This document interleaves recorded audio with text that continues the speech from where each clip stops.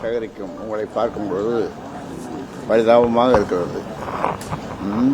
இங்கே இப்போ நான் சொல்வதற்கு முக்கியமான செய்திகள் ஏதுமில்லை. அது மட்டுமல்ல, நல்ல செய்திகள் உங்களுடைய வாழ்த்துக்களோடு விரைவில் வரும். அந்த நாளுக்காக நீங்களும் நானும் காத்திருக்கலாம். அது இன்னும் ஒரு வழக்கமாக வியாழக்கிழமை ஊடக நண்பர்களை, அதை உங்களைத்தான் நான் தோட்டத்திலே சந்திப்பது வழக்கம். இதுவரைக்கும் ஒரு 35 வியாழக்கிழமை சந்தித்திருக்கு அயலாவரம் தோட்டத்திலே. நீங்கள் எங்கே போனாலும் துரத்துறீங்க, எங்கே போனாலும் துரத்துறீங்க. அதனால்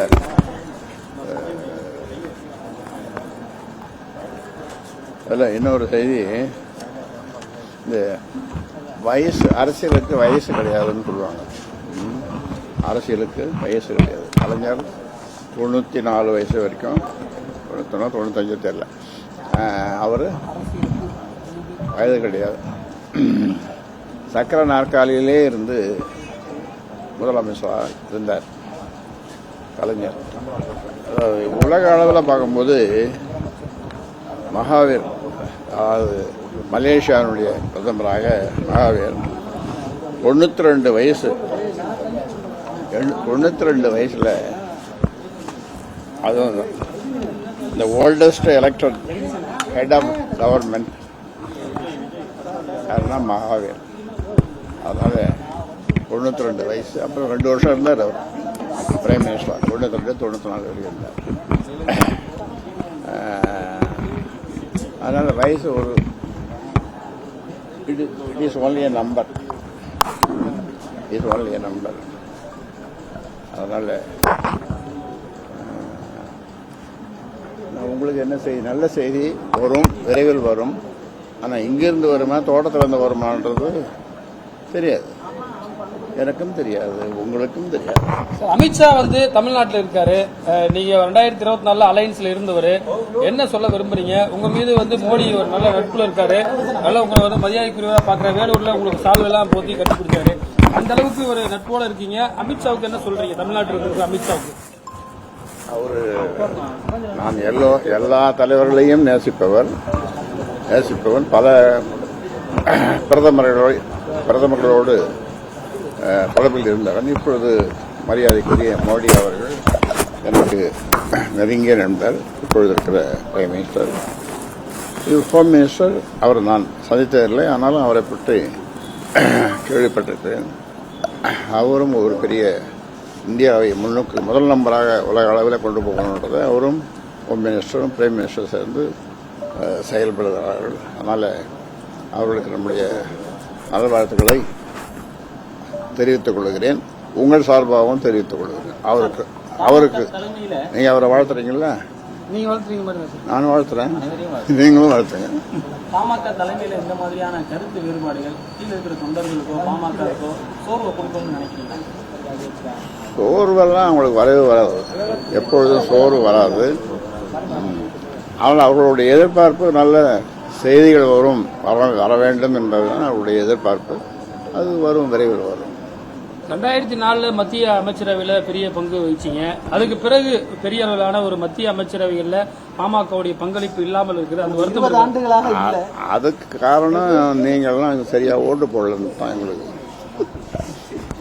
இந்த வயது ஒரு இண்டிகேஷன் சொல்றீங்க, மற்ற நாட்டு தலைவர்களுடைய வயதெல்லாம் நீங்க ஒரு சொல்றீங்க. இதன் மூலமாக யாருக்கும் ஒரு மெசேஜை கன்வே பண்ண விரும்புறீங்க. என்ன மெசேஜ் சார் அது? நீங்க ஏதோ யார்கிட்ட குசுகுசுன்னு பேசி இந்த மாதிரி தெரிஞ்சது. 86 வயசு 87 வயசு வரப்போகுது ராமதாஸுக்கு எதுக்கு அவருக்கு இந்த வயசுல நீங்க யார்கிட்ட குசுகுசுன்னு பேசுற மாதிரி ஒரு செய்தி, அதுக்காக சொன்னேன். தமிழ்நாட்டுல இப்போ கூட்டணி அரசியல் பேசப்பட்டு இருக்கு. கூட்டணி ஆட்சி அதெல்லாம் பேசிட்டு இருக்காங்க. பாமக நிலைப்பாடு இன்னும் எப்படி உறுதித்தன்மையாக கூட்டணி யாரோடு, எப்போது, எப்படி, ஏன், இந்த கேள்விக்கெல்லாம் இப்பொழுது சொல்ல முடியாது. எப்படியும் ஒரு 2 மாசம் 3 மாசத்துல அது தெரிய வரும். தெரிய வரும்போது நீங்களும் இருப்பீர்கள். உங்களுடைய அப்போ பல கேள்விகளை கேட்பதற்கு நீங்கள் காத்துக் கொண்டிருங்கள். இல்ல மத்திய ஆளும் தலைமையா மாநிலத்தில் ஆளும் தலைமையில கூட்டணியா? மத்தியில் தான் ஆட்சி அமைஞ்சாச்சு. இல்ல கூட்டணியில மாநிலத்தில் தான் இப்ப நடக்க போகுது. கூட்டணி மாநில கட்சியோட இருக்குமா தேசிய கட்சியோட இருக்குமா? அது எப்படி வேணாலும் இருக்கலாம். ஒன்றும் இல்லை, நீங்க ஒரு ஆலோசனை நீங்களே சொல்லலாம் எப்படி இருக்கணும். உங்க ஆலோசனை கேட்டுக்கிறேன். சொல்ல மாட்டீங்களா? இல்லை ரகசியமா? சார், இப்போ விஜய் வந்து புதிதாக கட்சி துவங்கி இருக்கிறாரு. இப்போ தேர்தலை சந்திக்க போறாரு. வன்னியர்கள் வாக்குகளும் கணிசமா விஜய் பக்கம் போறதா ஒரு புள்ளி விவரங்கள் சொல்றது, பல்வேறு புள்ளி விவரங்கள். உங்களுடைய கருத்து என்னங்க சார்? கட்சி யார் வேணாலும் தொடங்கலாம். இப்போ அவர் தொடங்கியிருக்காரு. அவருக்கு நம்முடைய நல்வாழ்த்துக்களை சொல்றோம். அப்பொழுது சொன்னோம், இப்பொழுது சொல்றோம், நல்வாழ்த்துக்களை சொல்றோம். அவர் எந்த கூட்டணிக்கு போகிறார், இது எப்படின்றது எனக்கு ஜோசியம் தெரியாது. ஜோசியம் ஒரு படிப்பு இருக்குதுன்னு தெரியாது. இருந்ததுன்னா நான் அப்போ படிச்சுட்டு இருப்பேன் டாக்டருக்கு பதிலாக. 2006 18 எம்எல்ஏக்களோட ஒரு டிசைடிங் ஃபேக்டரா இருந்தது. கவர்மெண்ட்ல தமிழ்நாட்டில் யார் ஆட்சி அமைக்கணும், உங்களுடைய சப்போர்ட்டரா தான் ஆட்சியை அமைக்க முடியுன்ற ஒரு சூழல் இருந்து அதற்கு பிறகு கட்சியுடைய டிக்ரீசிங் லெவல்ல இருக்கு, அதாவது இறங்கு வரிசையில் இருக்குன்னு சொல்லப்படுகிறது. அதை எப்படி நீங்க மீட்டு கொண்டு வர போறீங்க? இறங்கி வர்றதை ஏற்றணும், பலமாகணும் அப்படின்றது கட்சி தொண்டர்கள் எல்லாருடைய மூத்தவர்கள் எல்லாருடைய விருப்பம். அது அந்த வேலை இப்போ நடந்துட்டு இருக்கு. பலம் ஆகும். குடும்ப உறுப்பினர்கள் தொடர்ந்து இப்ப சந்திச்சிட்டு இருக்காங்க. குடும்ப உறுப்பினர் பல டாக்டர் கிட்ட போகணும். அப்புறம் இன்னைக்கு வேற ஒரு டாக்டர் சண்டே இல்லை, ஞாயிற்றுக்கிழமை, அதனால பார்க்க முடியாது. இன்னொருத்தரை பார்க்கணும். டாக்டர் செங்கட்டுவேல் அவர் பார்க்கணும். உங்களுடைய நீண்ட கால நண்பர் குருமூர்த்தி அவர்கள் சென்னை வந்திருக்கீங்க. சென்னையில எதுவும் சந்திச்சீங்களா? ஏதாவது சொன்னாரா? ஏதாவது பேசுனீங்களா? சந்திச்சோம்.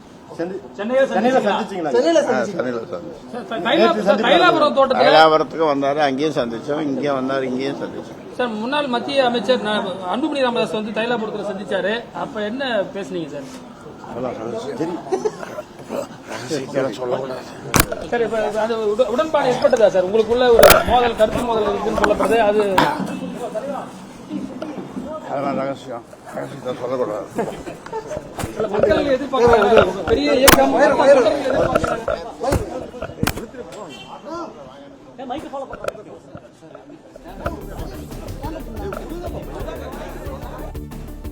அலைந்து நின்று காத்து கொண்டிருந்து செய்திகளை சேகரிக்கும் உங்களை பார்க்கும் பொழுது பரிதாபமாக இருக்கிறது. இங்கே இப்ப நான் சொல்வதற்கு முக்கியமான செய்திகள் சொல்ல முடியாது. வாய்ப்பு அவருக்கு வரும். இன்னைக்கு சந்திப்புல பேசுறீங்களா? இன்னைக்கு சந்திப்புல என்ன முகுந்தன் வந்தாரு, தாத்தாவை பார்த்தாரு, போனாரு. மீண்டும் கட்சிக்குள்ள வரதுக்கான வாய்ப்பு இருக்கு. எதையும் உறுதியாக சொல்ல முடியாது. வர்றதுக்கு வாய்ப்பு இருக்குது. குருமூர்த்தி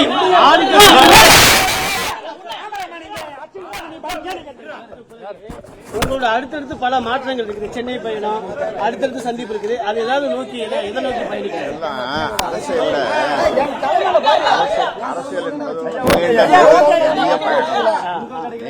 நெடிய பயணம். அரசியல் என்பது அதுல அப்பப்போ அது நடக்கும். அவரை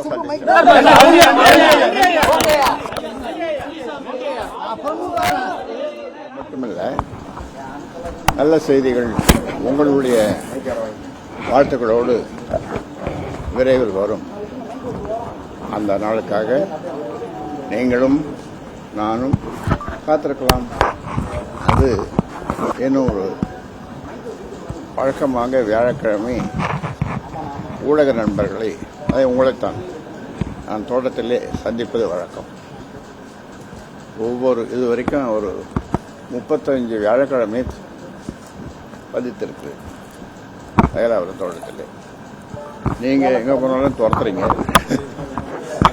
எங்க போனாலும் துரத்துறீங்க. அதனால